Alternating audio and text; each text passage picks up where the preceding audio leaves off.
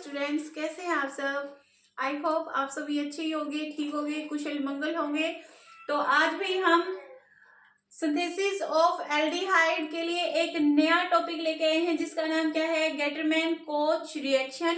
और इसी को बेटा हम अलग अलग नाम देते हैं, जैसे कि हमारे पास इसको हम क्या नाम देते हैं, गेटरमैन कोच रिएक्शन भी नाम देते हैं। इसी को हम गेटरमैन कोच फॉर्माइलेशन। फॉर्माइलेशन का मतलब ही क्या होता है, फॉर्मेशन ऑफ एल्डिहाइड। साथ में इसको हम दूसरा नाम देते हैं गेटरमैन कोच एल्डिहाइड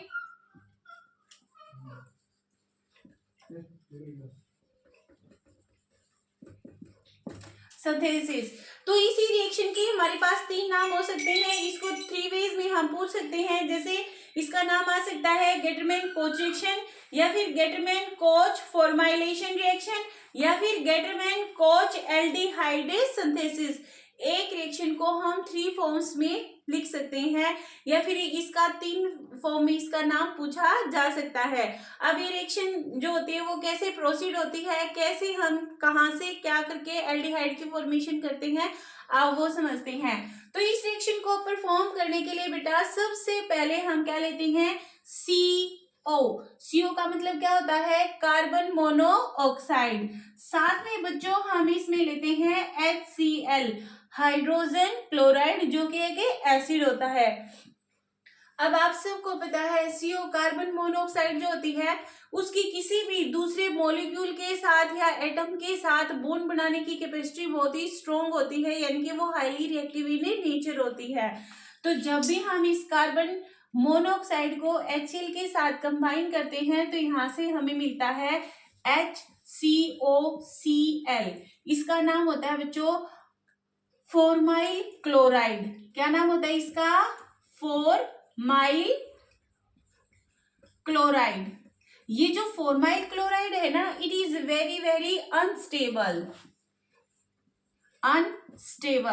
अब बच्चों हम सबको पता है कोई भी एटम, मॉलिक्यूल, आयन, कंपाउंड जितना ज्यादा अनस्टेबल होता है उतनी ही उसकी रिएक्टिविटी क्या होती है, हाई।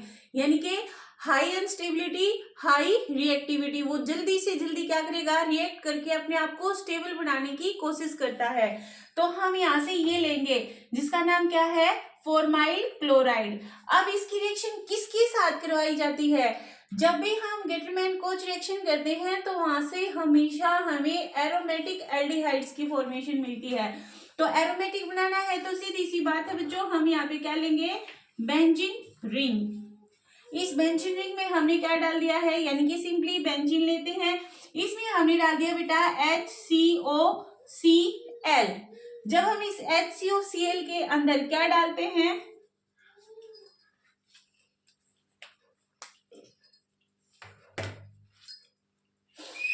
इसके अंदर हम HCOCl के अंदर, ये इंपॉर्टेंट है, कल भी मैंने आपको बताया था हम क्या कैटलिस्ट डाल रहे हैं, रिएजेंट डाल रहे हैं, कौन सा सॉल्वेंट हम लेते हैं, वो हमारे लिए वेरी इंपॉर्टेंट होता है।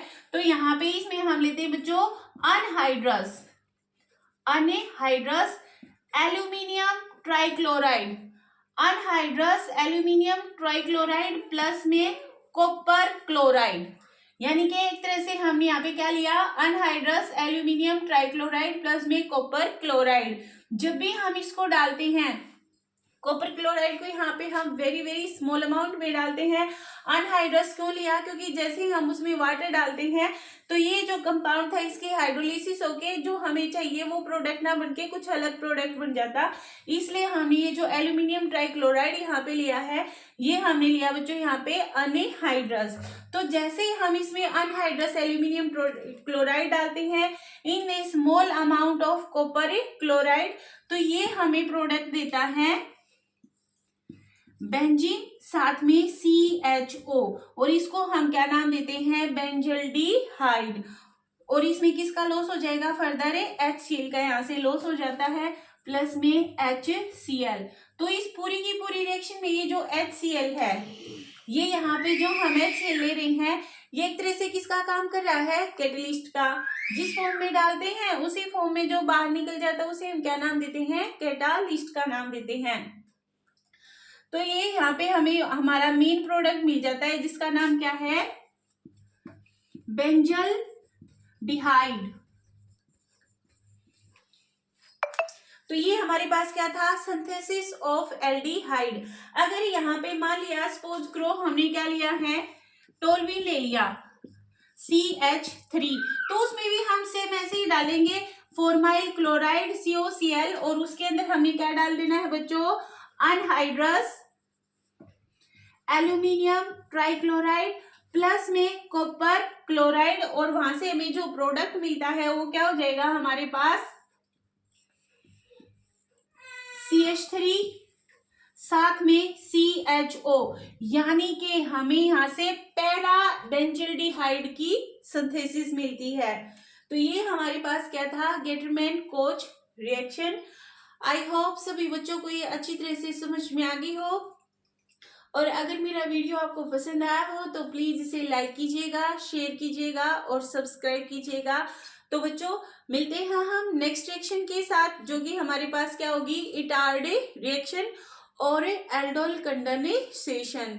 तो मिलते हैं नेक्स्ट टॉपिक के साथ, तब तक के लिए बाय।